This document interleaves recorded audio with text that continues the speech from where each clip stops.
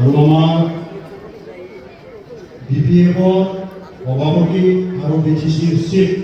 সন্মানীয় সাধাৰণ মহিলা ডাঙৰীয়া আৰু ইয়াতে উপস্থিত আমাৰ BPF-ৰ সভাপতি সম্পাদক আৰু বিভিন্ন প্ৰতিনিধিসকল আৰু EM GM আৰু গণ্যমান্য ব্যক্তিসকল আৰু বিভিন্ন চেলৰ নেতৃবৃন্দসকল প্ৰথমে মই সকলোকে নমস্কাৰ যাচিছোঁ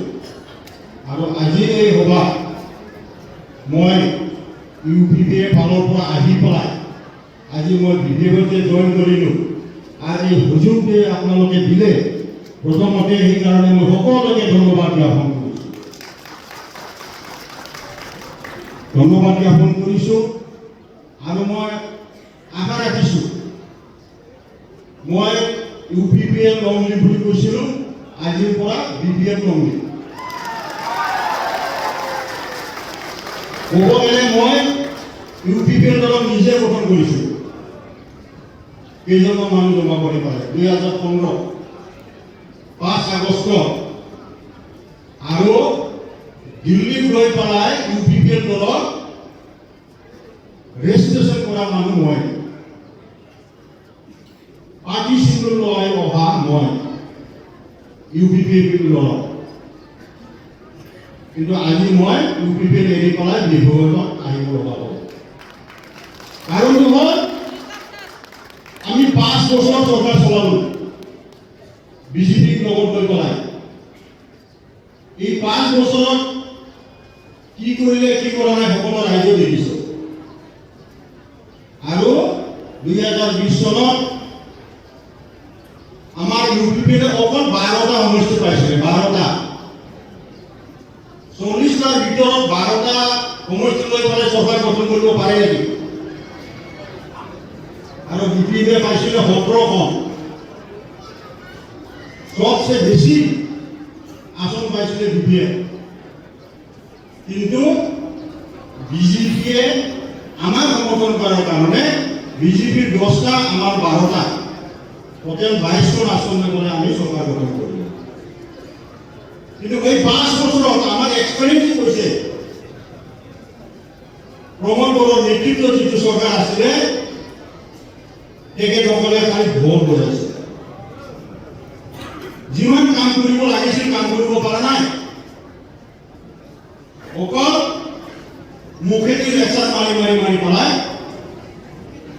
এই 5 বছৰ এনেই গুচি গ'ল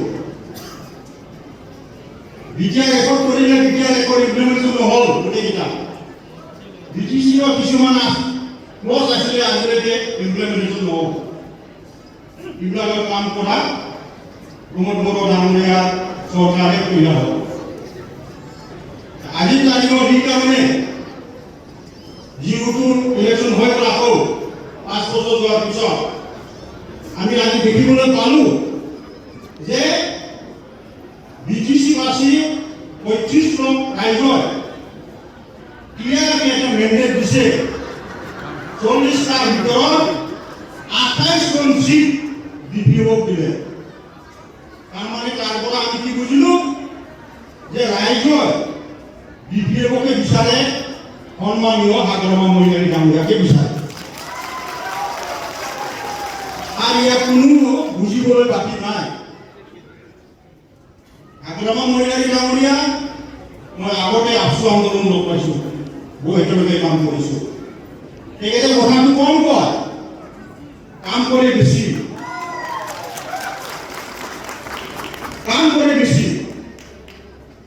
আৰু প্ৰমোদ বড়ো ডাঙৰীয়া কথা বেছি কয় কাম নকৰে মই সেই এক্সপেৰিয়েন্সটো পালোঁ কাৰণ মই UG ব্ৰহ্ম ডাঙৰীয়াৰ লগতো মই জেনেৰেল ছেক্ৰেটাৰী আছিলোঁ UG ব্ৰহ্ম প্ৰেচিডেণ্ট থকা সময়ত আৰু প্ৰমোদ বড়ো প্ৰেচিডেণ্ট থকা সময়তো মই জেনেৰেল ছেক্ৰেটাৰী আছিলোঁ গতিকে মই এক্সপেৰিয়েন্সটো পালোঁ সেইকাৰণে আজি মই এই UPPA দলটো বাদ দি পেলাই আজি মই BPF-ত জইন কৰিলোঁ আৰু সেইদিনা যে নৰেন্দ্ৰ মোদী ডাঙৰীয়া আহিছিলে প্ৰাইম মিনিষ্টাৰ ভাৰতৰ গুৱাহাটী বাগুৰুম্বা ঢৌ যিটো প্ৰগ্ৰাম হৈছিলে ইয়াত ৰাইজৰ আগত আমাৰ সন্মানীয় কাগ্ৰামা মহিলাই ডাঙৰীয়া শ্ৰী ডাঙৰীয়াই যি ধৰণৰ তেখেতে স্পীচ ৰাখিলে মই ভাবোঁ বড়ো নেতাই কোনোদিন এজন প্ৰাইম মিনিষ্টাৰৰ আগত তেনেকৈ স্পীচ ৰাখিব পৰা নাই। তেখেতে ৰাইজৰ আগত ডাইৰেক্ট কৈছে বিটিআৰ আৰু বিটিচি একৰ্ডবিলাক এতিয়াও ইমপ্লিমেণ্টেশ্যন হোৱা নাই, এইটো আপুনি কৰি দিব লাগে স্পষ্ট ভাষাত কৈছে। বড়ো নেতাৰ মাজত এজন এনেকৈ ৰাইজৰ ওচৰত এজন প্ৰাইম মিনিষ্টাৰকে কথা কৈছে, ইয়াৰ কাৰণে মই তেখেতক মই বহুত ধন্যবাদ যাচিছোঁ আৰু মই ভগৱানৰ ওচৰত প্ৰাৰ্থনা কৰিছোঁ আৰু তেখেতে এইবিলাক কাম কৰিব পাৰক। আমাৰ যিবিলাক একৰ্ড হৈ গ'ল এই একৰ্ড ইমপ্লিমেণ্টেশ্যন তেখেতে কৰিব পাৰক। সেইকাৰণে আমি সকলোৱে তেখেতক সমৰ্থন কৰিব লাগে আৰু আমাৰ এই বিটিচি অঞ্চলত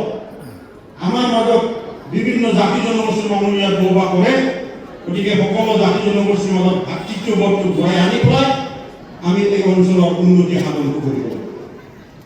মই এইটো বিচাৰিছোঁ, গতিকে মই বেছি সময় ল'ব বিচৰা নাই। সকলোকে আপোনালোকক ধন্যবাদ জ্ঞাপন কৰিছোঁ। বিবিএফ জিন্দাবাদ।